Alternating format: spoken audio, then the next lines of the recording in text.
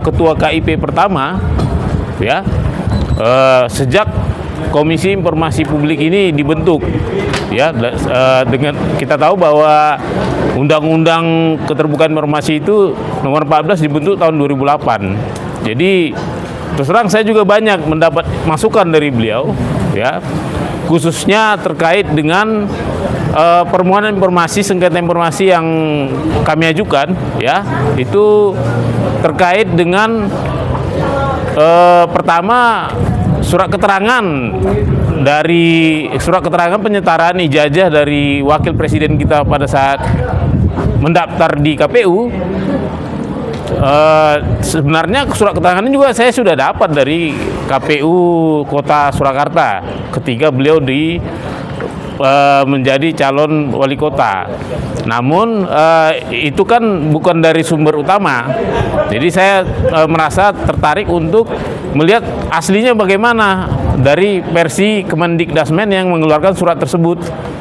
Dan tentunya saya juga meminta dasar-dasar mengapa surat itu dikeluarkan. Ya, tentunya sebagaimana kita tahu kesaksian dari saksi yang kita hadirkan waktu itu, Bang Rismon, Dr. Rismon menyebutkan ada 10 item, ya. Untuk mendapatkan surat keterangan itu ada 10 item aslinya. Tapi saya sendiri menemukan ada 8, ya, sesuai dengan keputusan Direktur Jenderal Kemendikdasmennya. Dan salah satunya itu adalah dua yang penting itu menurut saya adalah ijazah beliau waktu di UTS Inserts dan juga raport-raport terakhir yang disetarakan itu, yang sehingga bisa disetarakan Kemendikdasmen sebagai setara dengan SMK jurusan akuntansi di Indonesia. Nah, jadi semoga nanti saya sendiri merasa itu hal yang umum, karena tadi sesuai dengan pasal 17 itu, ya, pasal 17 huruf H itu angka 4, seharusnya yang dirahasiakan tuh hasilnya. Misalnya dari penyetaraan nilai-nilai raportnya, ya, disembunyikan saja hasilnya, penilaian Kemendikdasmen berapa, itu tidak masalah dihitamkan. Tapi kalau untuk misalnya apa materi yang disetarakan itu harusnya diberikan oleh Kemendikdasmen, karena itu tidak mengandung kerahasiaan. Atau mungkin misalnya ada informasi yang rahasia, ya bisa saja, ya, disembunyikan, ya.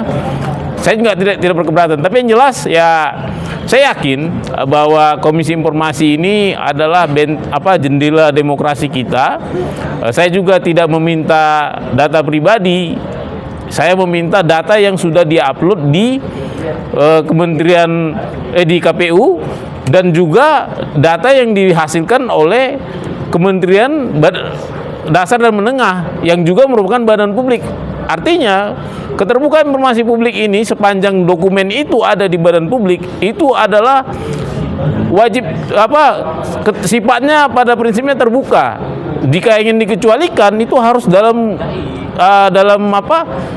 pengawasan yang sangat ketat. Harus diuji apakah benar-benar bisa membahayakan kepentingan lebih besar, seperti itu. Barangkali ada yang pertanyaan? Pak, mungkin habis dari sini mungkin selanjutnya agendanya seperti apa, dan Bapak udah merasa puas belum sih, Pak, dengan jawaban dari Presiden ini sendiri?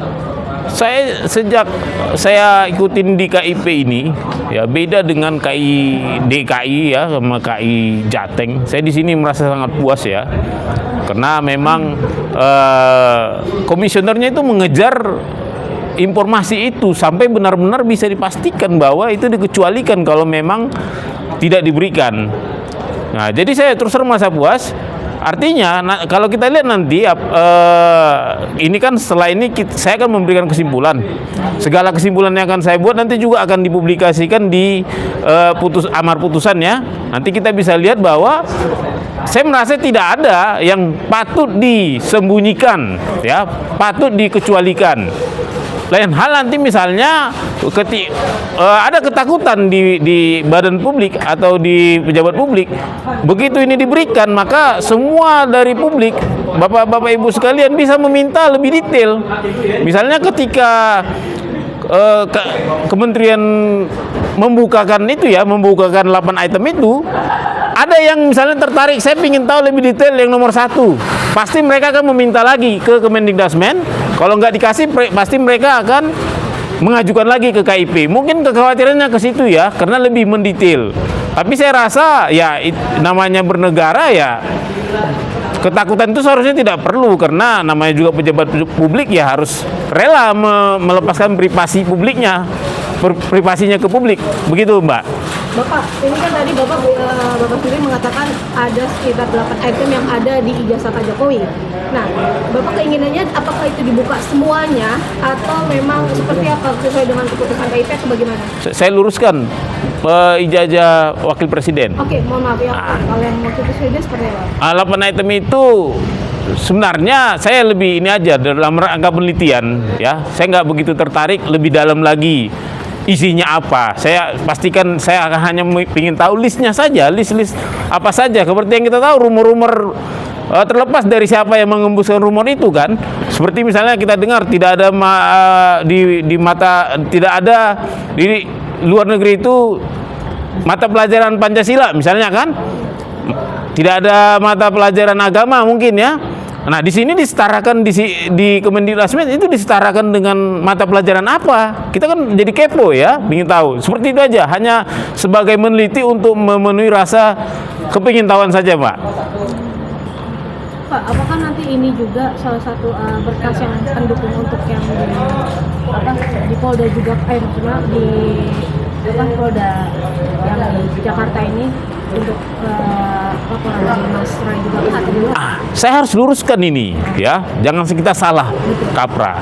Saya meminta atas nama publik dilindungi oleh undang-undang keterbukaan informasi publik. Kebetulan juga saya ahli kebijakan publik. Ini tidak ada urusannya dengan urusan kasus itu. Kalaupun ada, karena mereka memang pihak terkait, mereka membutuhkan data ini. Jadi kita lihat sendiri bahwa setiap yang saya terima dari KIP, saya tidak pernah memberikan ke mereka. Ke publik belum saya kasih, publik yang belum menikmati. Lain hal kita bersamaan, itu siapapun bisa menyertai saya, seperti Bapak-Bapak ini menyertai saya. Jadi itu tidak ada isu kerana itu, biarlah proses. Dan satu lagi bahwa itu kan ranahnya sudah dipidana, proses undang-undang KUHP ya. Kita pidana, sementara saya di rezim undang-undang keterbukaan informasi publik. Nah, meskipun begitu, saya yakini bahwa putusan-putusan KIP, dokumen-dokumen yang diberikan oleh lembaga publik melalui KIP itu sangat membantu ya untuk mencerahkan tuduhan-tuduhan yang diarahkan kepada mereka. Tentunya misalnya mereka kan dituduh mengoprek-ngoprek data pribadi.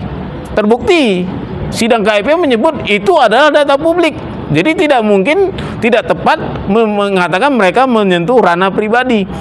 Karena ini sidang KIP kemarin sudah menyatakan ijazah, dokumen salinan ijazah termasuk informasi, seluruh informasi di dalamnya itu dinyatakan sebagai informasi publik, gitu, Mbak.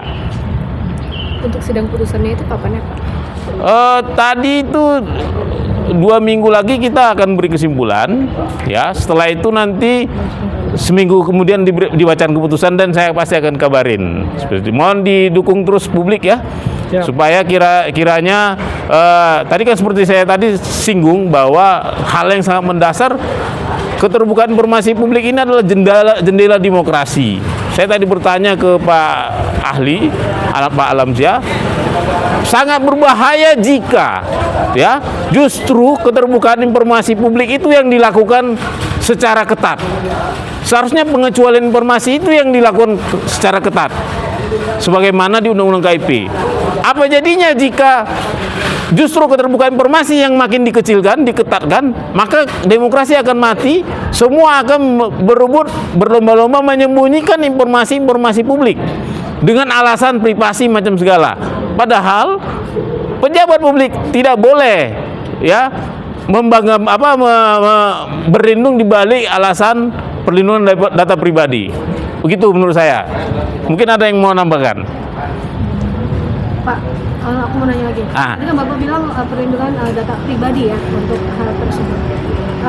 Mungkin apakah memang ini ada dugaan memang sengaja untuk tidak dipublikasi, maksudnya dipublikasi karena mungkin ada alasan lain Pak untuk dari ijazah dari Wakil Presiden Gibran sendiri atau bagaimana? Ini ya, kita harus clearkan ini. Kalian bisa cek itu di media sosial. Pak Wapres kita tidak pernah menyembunyikan ijazahnya.